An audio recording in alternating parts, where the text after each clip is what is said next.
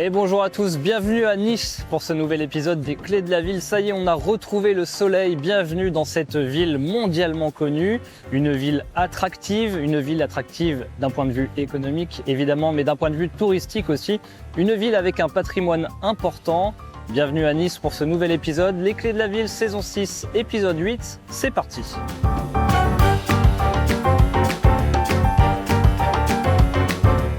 Nice, le soleil d'abord, cette lumière du sud qui a rendu fou les peintres et qui fait flamboyer la baie des Anges à toute heure du jour. 4e ville de France, première destination touristique du pays après Paris, une métropole méditerranéenne qui rayonne bien au-delà de ses frontières. Ici dans le Vieux-Nice, l'histoire et la culture méditerranéenne restent omniprésentes. Entre marchés, façades colorées ou places animées, ce quartier conserve une identité forte. Depuis ici la colline du château, Nice dévoile tous ses atouts entre mer, centre historique et puis les nouveaux quartiers. Une ville qui conjugue à merveille patrimoine, attractivité économique et puis développement urbain.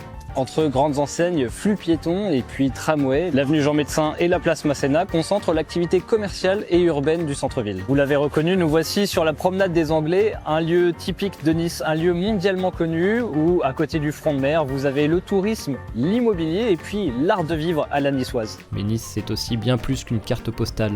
Nice, c'est une superposition de couches, l'italienne d'abord, elle n'est française que depuis 1860, et cette identité singulière se lie encore dans ses ruelles, ses couleurs, sa langue. Puis la belle époque des hivernants fortunés, des palaces et de cette promenade que les Anglais ont tracée et qui porte encore leur nom. Capitale de la Côte d'Azur, ville universitaire, carrefour économique et culturel entre France et Méditerranée. Une ville qui n'a jamais tout à fait choisi entre son passé et son avenir.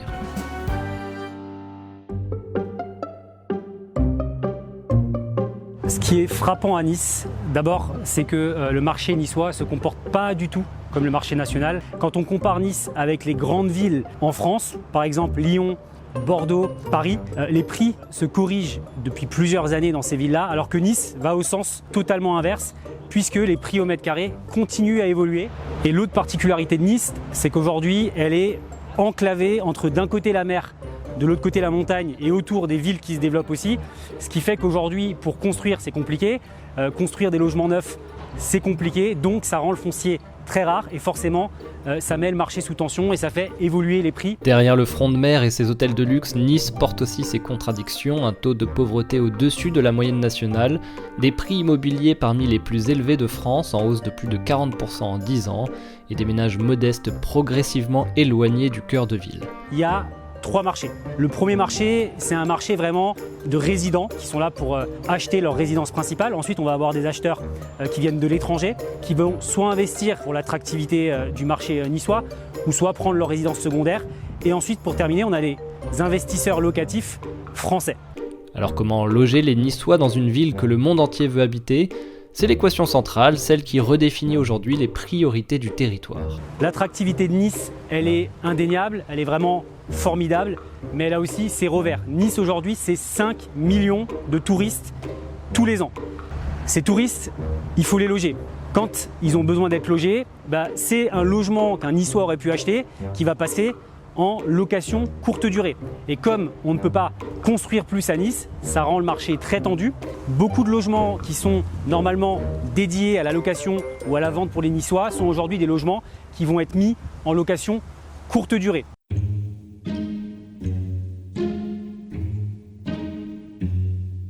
Le quartier du Port à Nice, qui aujourd'hui, grâce à une chose, il a été connecté par le tram et en moins d'une demi-heure, on peut aller du port de Nice à l'aéroport. C'est un quartier où anciennement il y avait plein d'entrepôts. Tous ces entrepôts ont été transformés en appartements modernes, on a des restaurants qui sont installés et c'est un prix au mètre carré qui a énormément évolué. Ici le port de Nice qui marque la transition entre patrimoine, tourisme et immobilier haut de gamme. C'est un secteur particulièrement recherché pour son cadre de vie et son attractivité.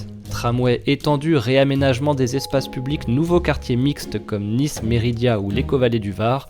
Nice Écovallée, symbole de ces nouveaux quartiers pensés autour des mobilités, du logement neuf et de l'activité économique. Une extension urbaine moderne qui transforme progressivement l'ouest de la ville.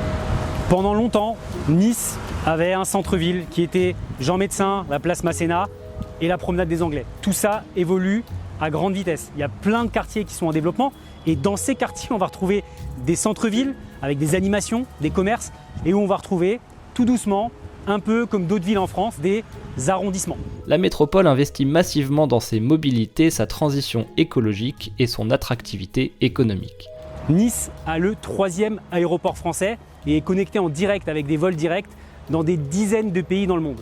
Elle accueille des entreprises, des startups, des talents attirés par la qualité de vie et par un territoire qui se réinvente. Pour faire simple, à Nice, on peut, dans la même ville, avoir des prix au mètre carré qui sont multipliés par 4 selon le quartier dans lequel on va se situer. Nice construit une autre image d'elle-même, celle d'une métropole du Sud ambitieuse, connectée et tournée vers l'avenir.